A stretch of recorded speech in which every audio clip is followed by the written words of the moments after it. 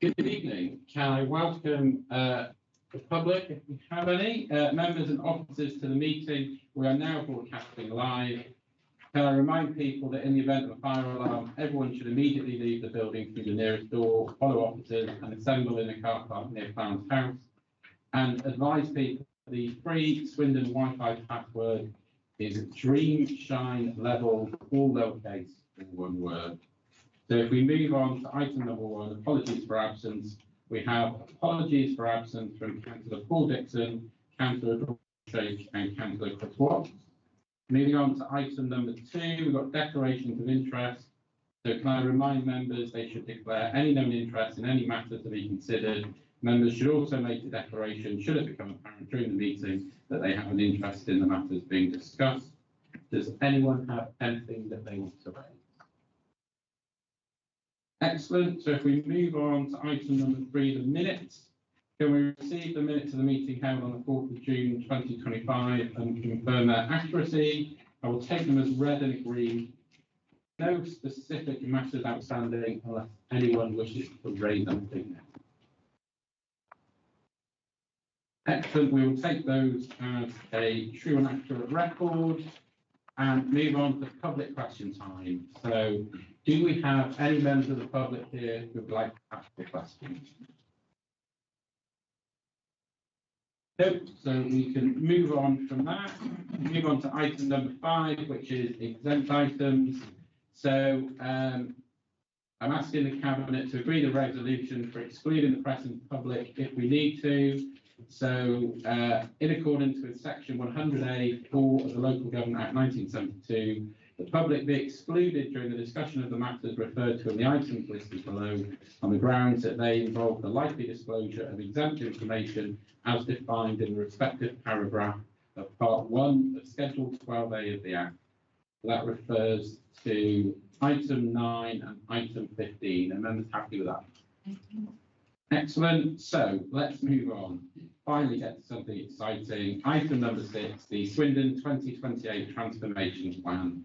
I'll hand over to Emma to introduce the case for change. Thank you, Chair. And I think this is a really exciting report. So I'm really pleased to present the report which represents the next stage in the transformation process. The report presents a case for change document which underpins our Swindon 2028 transformation programme. As I said, I think it's a really important and exciting document which brings to life the aims of the transformation programme. It sets out how we will make improvement and efficiencies in the way the council works. It sets out the benefits to residents of this new way of working, how it will enable the Swindon plan to be fully and effectively realised, and how our residents will see and experience a better, fairer green town, whilst delivering the savings required to make us financially stable. So Cabinet is asked to firstly agree that the Council should continue progressing the current transformation work streams and activities as part of the Swindon 2028 programme, confirm its support for the case for change, and agree that the Council proceeds to the next stage of development of the programme and endorses the current approach. To run through the report in a little bit more detail, it sets out a progress update on the transformation work stream so far, which are data and digital, commissioning, procurement and contract management, housing, care and homelessness, states and assets, people, culture and leadership, which is the At Our Best programme. It also updates on progress on the design for a new council operating model to deliver the Swindon plan and explain how this is anchored in our transformation vision, Swindon plan, and the blueprint for change, which is the future council operating model.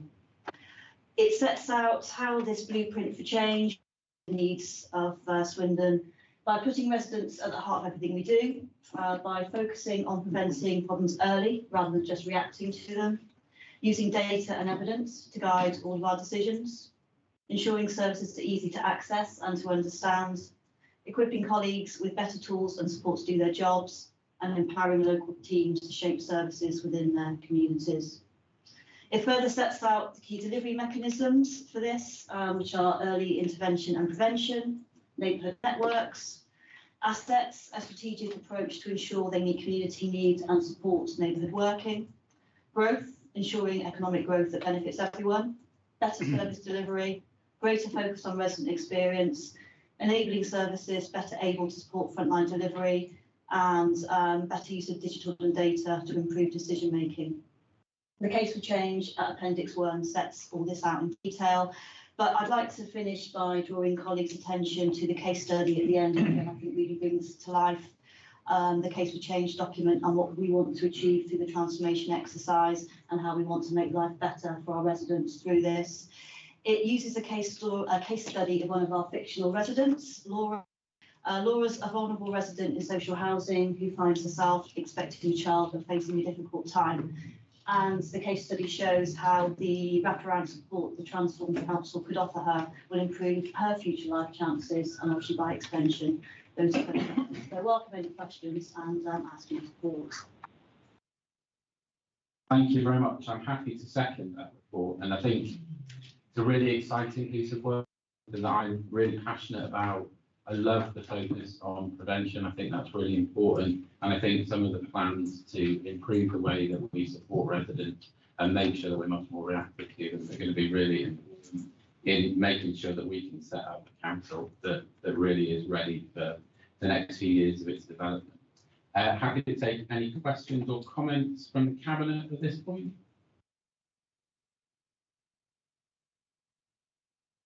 I wasn't. Oh, Marina. Just a really quick one to say, I think it's a really exciting step for us to be taking, because we do need to kind of get out of the space of being the I don't know, the help of last resort, if you want to put it that way, because by the time people get to the last resort, they've had a lot of suffering already.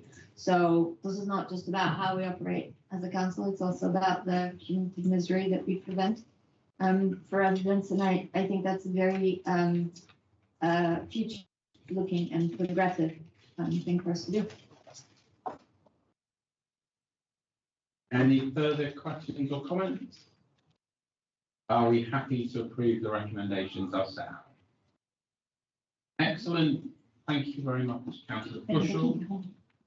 So if we move on now to item number 7, which is the performance against the Swindon plan.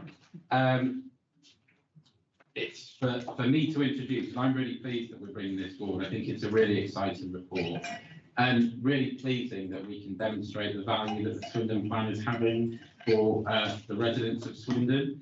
So if you go through the plan, it talks about the deliverables that have been achieved.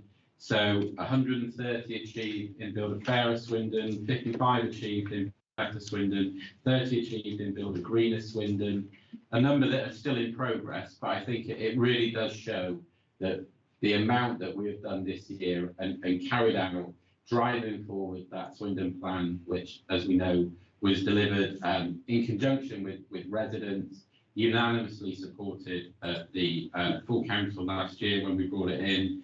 And I think it really feels like we can demonstrate some progress in terms of the Swindon plan. We know that this is a long-term plan that is going to take a while to deliver, but it's great to be able to sit here with over 200 actions completed in the first year and lots of really exciting work in the pipeline to be drawn out over the next few years. So a really positive report.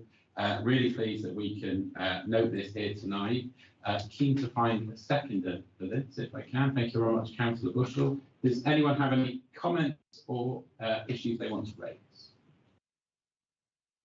Councillor Bushell. Just to comment as a second, I just endorse your comments. This is a really, really important document which shows the progress made, but again, as you said, with plenty more to come. Any further questions or comments? Are we all happy? Oh, Councillor Grant. I was just going to say, as the ambassador for Swindon mission, how pleased I am that that mission has achieved 130 deliverables, and we have set ourselves quite a stiff target, but I think we are getting there. That's not to say that greener and better are not to need to as well. But, I think a little healthy competition among missions might ensure that we get there quicker. Quality, not quantity.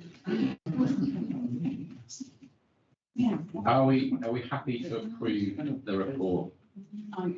Excellent. And can I just put on record my huge thanks to officers amount of work that's been done across the Swindon plan this year. It is really pleasing to see. So a massive thank you to everyone who's been involved. If we can move on now to item number 8, the Swindon Local Plan 2043 Regulation 18 consultation. I'll hand over to Councillor Small. Thank you, Chair. So the local plan, which has taken us a while to get to where we are today, is our development vision for the next 20 years, setting out what we expect to see in the form of many areas of development across the borough. It takes into account the national policies and updates on town centre generation and connectivity. In particular, there has been a change since we started the process with the new Labour government, and which we welcomed when they moved our target from the original just over 1,000 to 1,200. This 20% increase, we were very easily able to accommodate because of that by a large reserve list that we had put by in the first place. It also put emphasis on affordable homes and then councils to reflect local housing needs. There was a vision-led approach to transport solutions and also a requirement for greater cooperation between neighbouring councils over the delivery of their individual plans. The things that we need to look at is the current housing numbers in the pipeline. We need, as I said, over the next 20 years, 24,100 homes. We already have in the pipeline 17,100, and we have around just under 7,000 new homes required. The key needs of the plan, as I said, is the 30% affordable of that 24,000, 640,000 square metres of industrial land, 72,000 square metres of office space, and 5,200 square metres of convenience retail, and around about 25,000 square metres of comparison retail space. What we also see is that the plan will cover strategic policies like the spatial strategy, covering both the rural areas and town centre. And there is also in the central area, we want to consider the town centre. Mixed use development is being encouraged, with residents above, above the shop being as a prime example. Good transport links into the town centre, including walking, cycling, and also an improved nighttime economy. These all are part of what we can encourage through the local plan. Sustainability, high quality development, and that's outlined in SP1 within the report. This optimises on the density, using the brownfield development and preserving, enhancing our heritage buildings within the town. SP2 is also about places and people, homes for the community. And again, this is where we outline our 30% policy for affordable homes. And the also covers the requirement for 35 extra gypsy and traveller spaces and an extra 19 spaces for show people, which we are looking for and calling for additional sites as part of Reg 18. Major developments have to balance between housing stock, so therefore about social housing, and also about the needs between 1-bedded and 5-bedded accommodations. The economic and thriving of Swindon is also covered in SP4, where we're looking for fairer economic growth for the town, and this is where the 64,000 square metres of industrial is taken up. Going on to the WOW connected activity, and I use this as an octopus sort of style. It's only 6-legged octopus style. I'm sure there's a clever word for it, but approach to, if you looked at it in the report, where we've got everything going from the centre out to the major developments within the town as being as the key. So we've got those corridors coming in. The looking for the future about electric vehicles and electric charging. The rationale for car parking in the town centre is also looked at, and also is active travel and supported through the railways. The link to the east of the country is also important. The environmental sustainability is covered at SP6, promoting and encouraging approaches to the development, tackling climate change, positive solutions to net zero, encouraging building reuse, like we've said in the Spring Gardens in the past, improving air quality within the borough, protecting water courses, and low carbon infrastructure.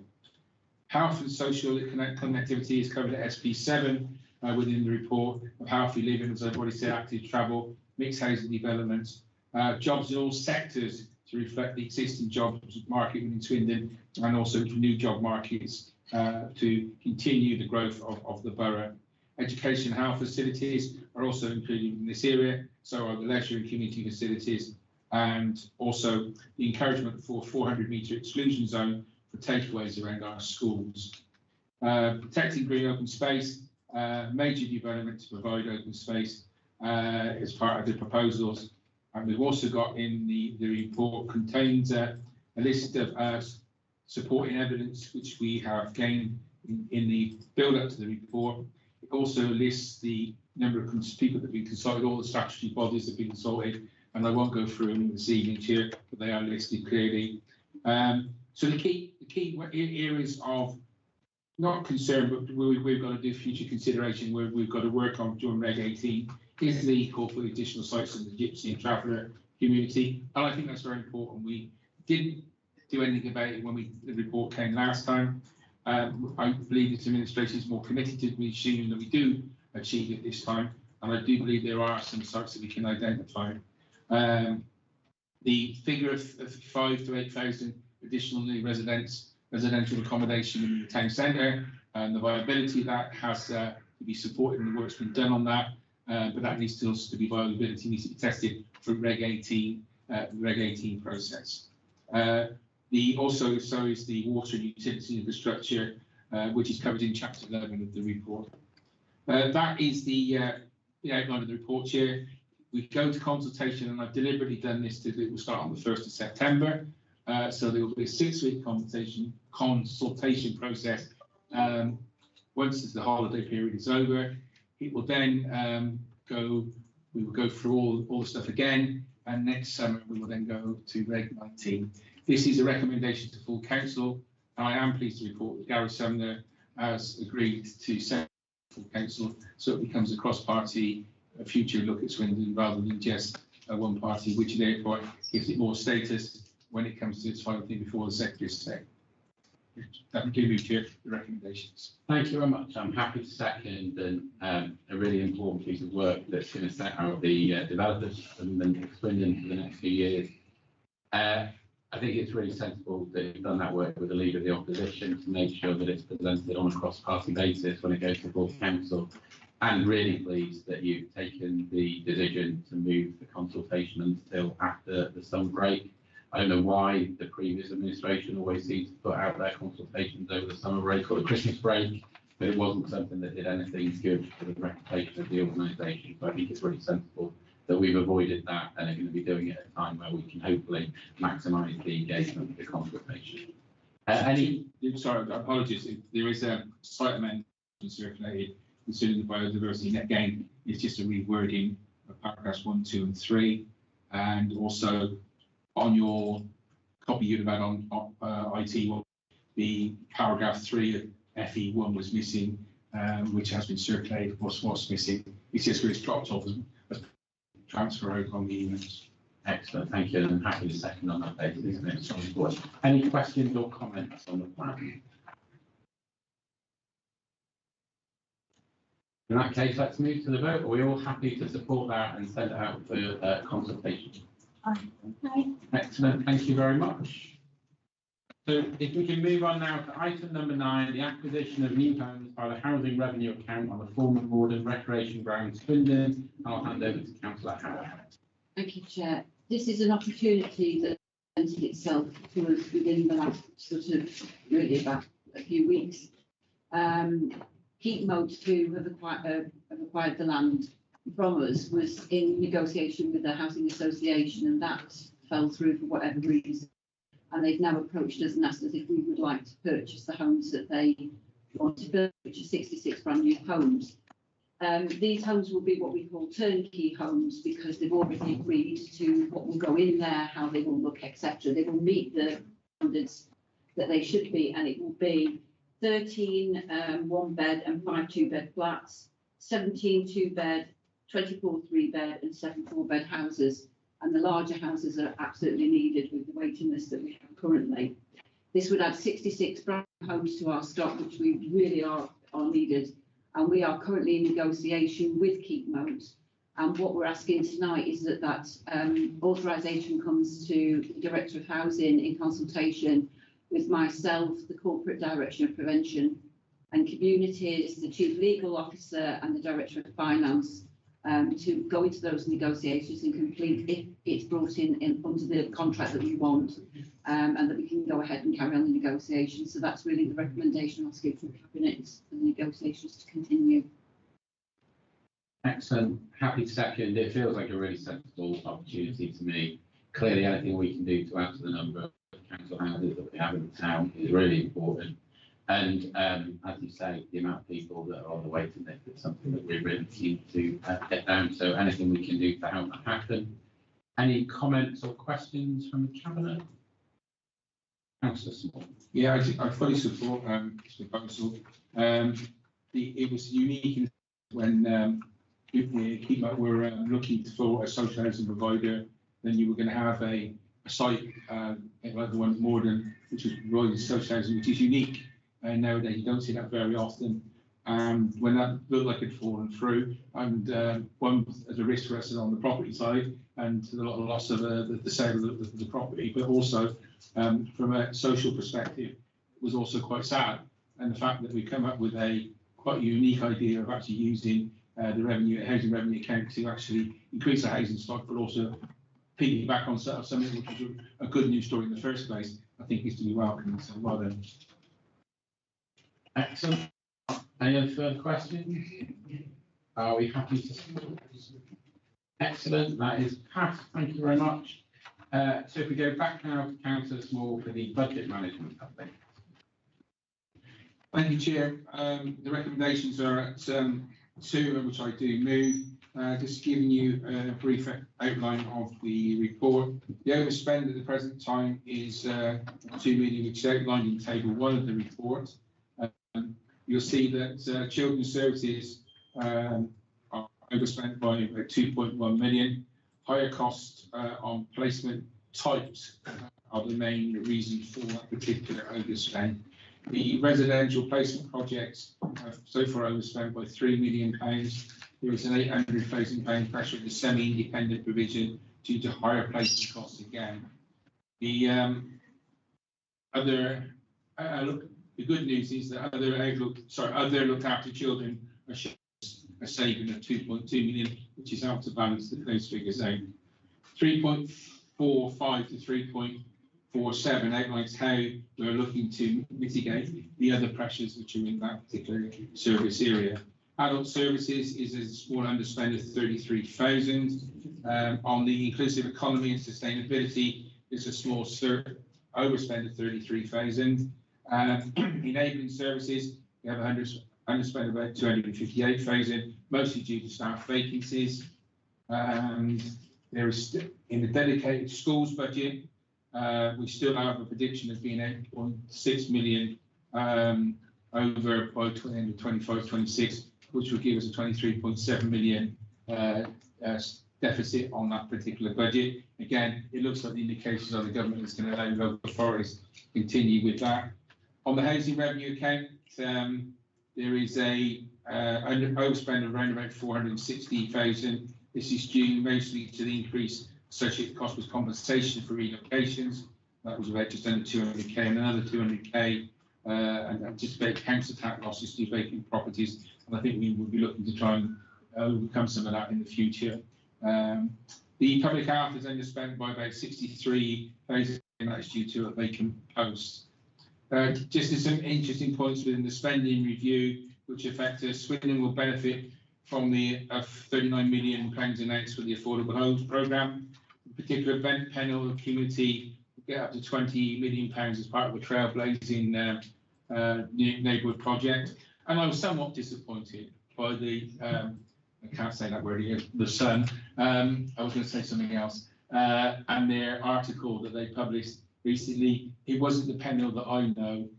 I've worked in Pennell as well, and I know as a Swindonian through and through that we are the worst of being when it comes to being negative about ourselves and about our town. But even I can recognise some of the comments. And when one in particular, when they said about 2 youth centres closed, they meant nothing a new youth centre opened in the earlier on this year in Penhill. So I was disappointed by that, and I welcome the funding. I hope that we can help support the Penhill community as part of that. Core spend for local authorities will increase by 2.6% in real terms, but that includes a 5% year-on-year increase on the council tax. And I would point out again and this is for the public's benefit, there was a great media coverage at the time about council tax going up by the highest ever. Whenever we put council tax up, it's to its highest ever it's ever been. I mean, that's factual for a start. But we've been putting council tax up by 5% in this borough because that's been the more 4.99%, probably for the last 5 years or more, because that's what the government set. So the new figure is no different from the old figure. And I think it's just a bit, again, of PR by certain blue newspapers who just trying to have another go at the government. There's also £4 billion in adult social care system and 555 million for children's social care. 560 million to expand children homes, which hopefully we can get some funding for. So, we're looking to produce our own work another children's home for the borough, which is going to be around about £20 million.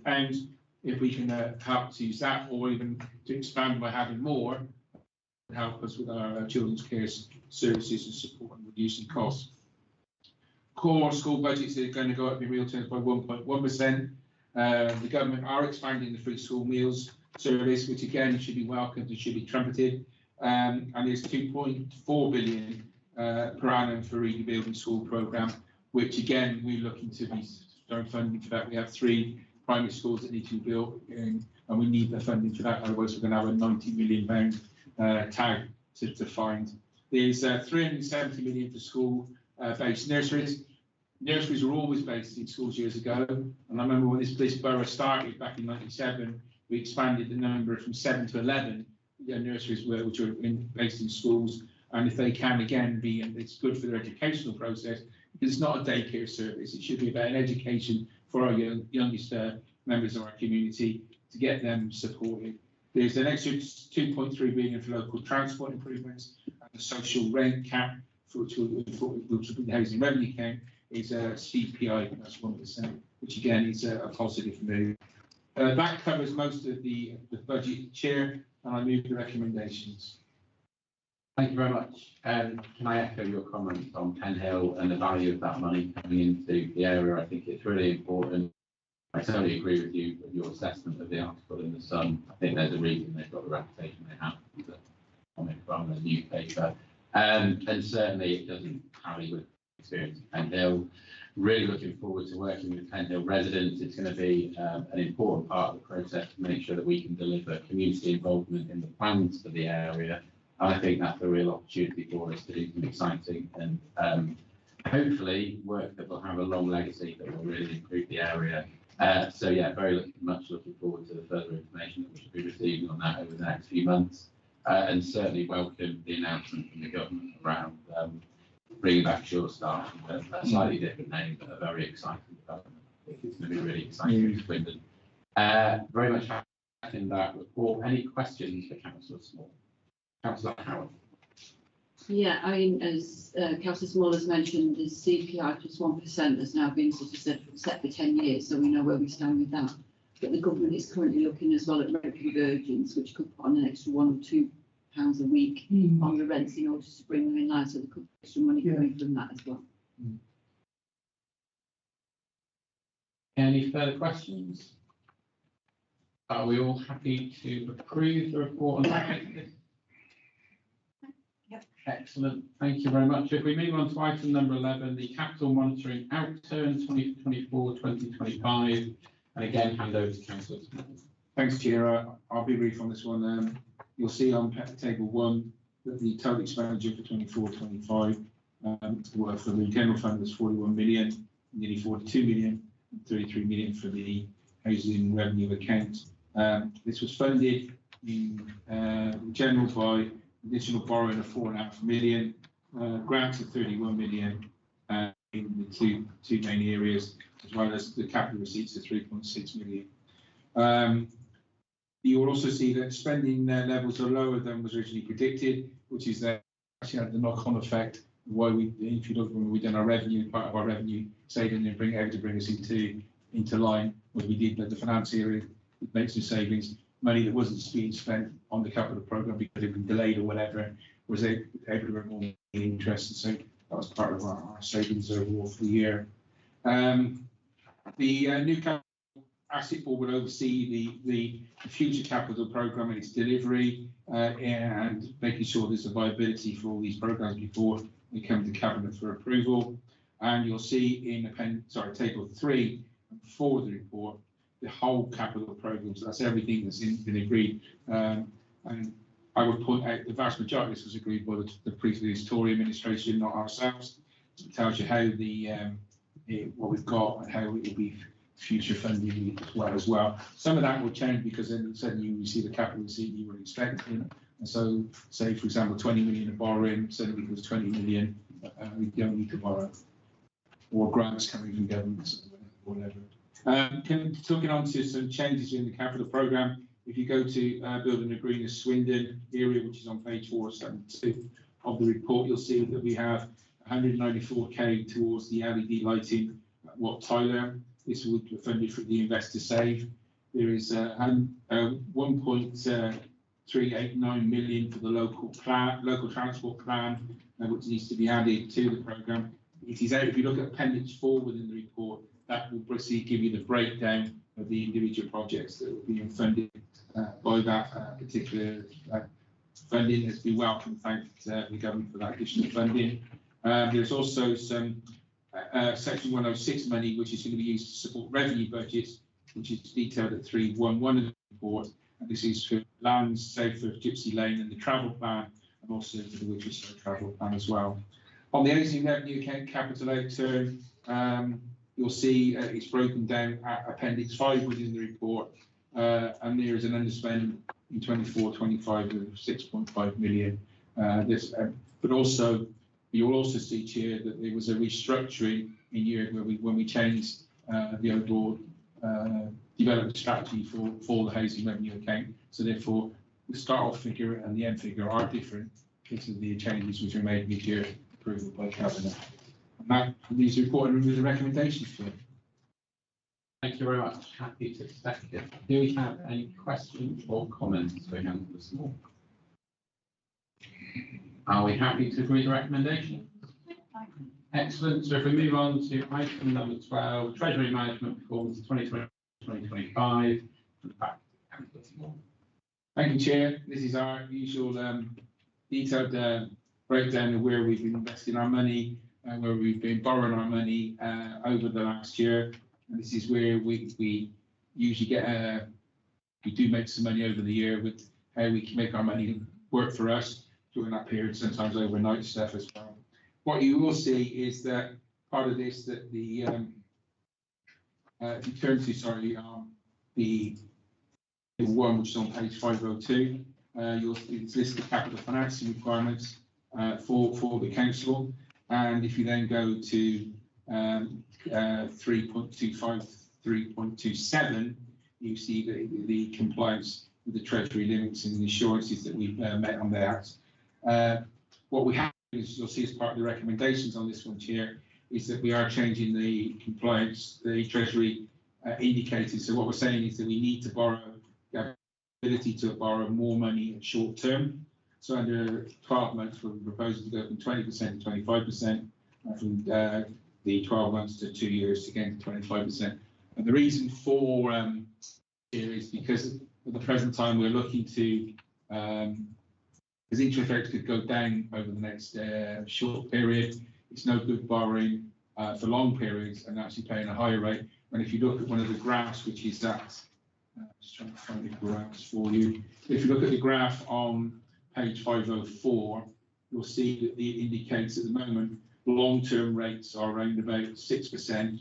Short-term rates are down to around 4.6 to 4.8.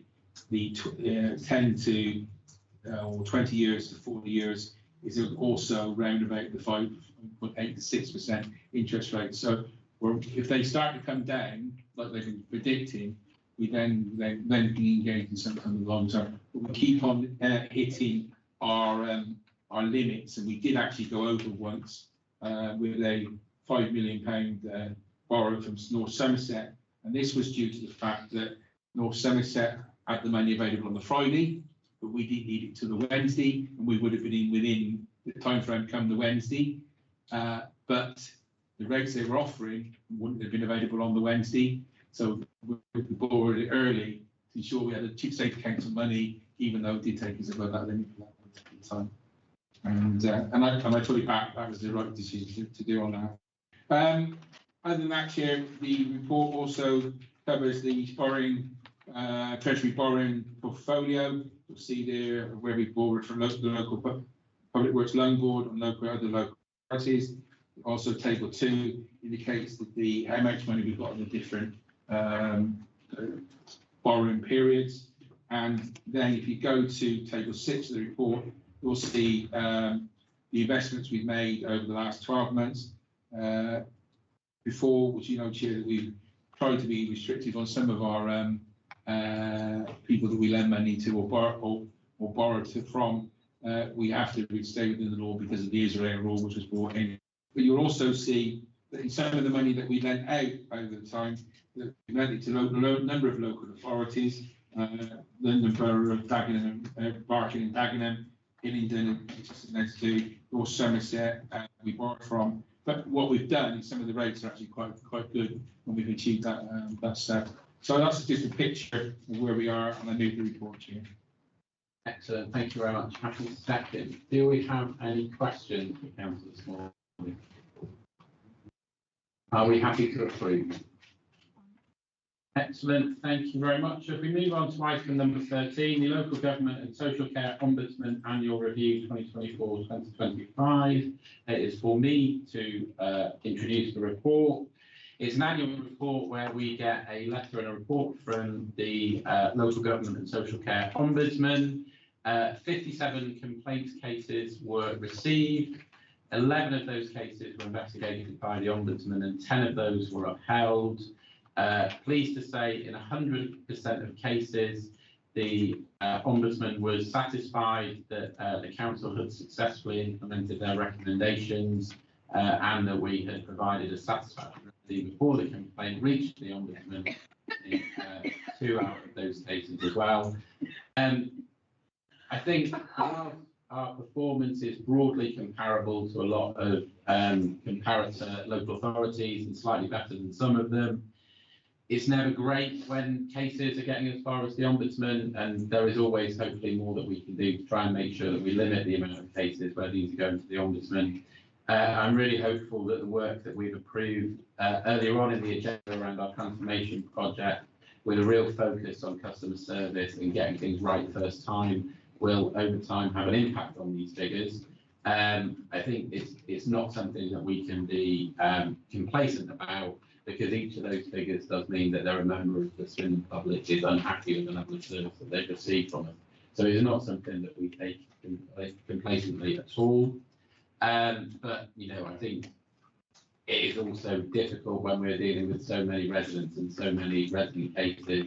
It is very difficult to get everything right all the time, but that is definitely what we try to do. Looking for a seconder for the report. Please take any questions. Thank you, Councillor Pullman. Any questions or comments on the report? Are we in the content? No. Thank you very much. So if we move on now to the Housing Annual Complaint Performance and Service Improvement Report 2024-2025, and I'll hand over to Councillors Bushell and Howard for this one. Well, I'll start us off. So the purpose of this paper is to report on the Housing Annual Complaint Performance and Service Improvements, which gives a total number of complaints received by residents, from residents, and to highlight the area of statistics on the complaints received. Council is recommended to consider and note the Housing Annual Complaint Performance and Service Improvement Report 24-25, which is attached Appendix 1. So to give some context, this is a recent and national housing governance requirement. The Housing Ombudsman is required to ensure that all landlords meet the standards set out in the code for complaint handling.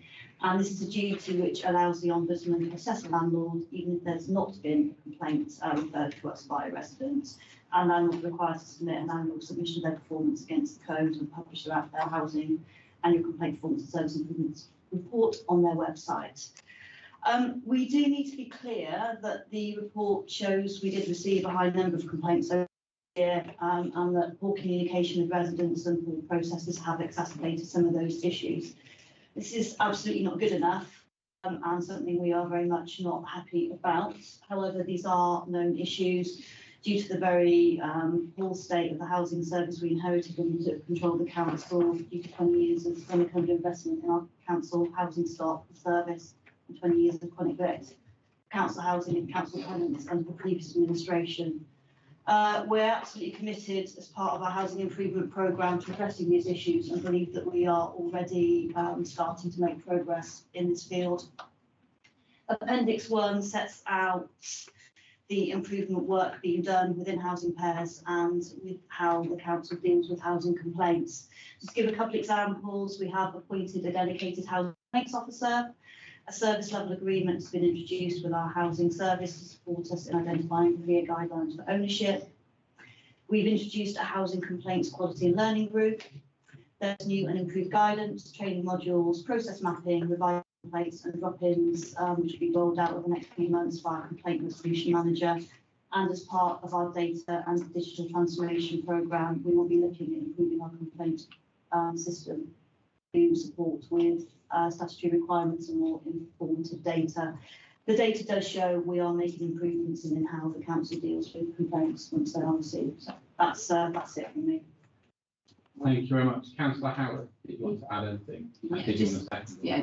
I'll second it, but also just to add that it's a bit of a double-edged sword in a way, because we've got to make it known how you can complain. Once you make it widely known how you can complain, you're obviously going to get people who then will complain and put your figures up.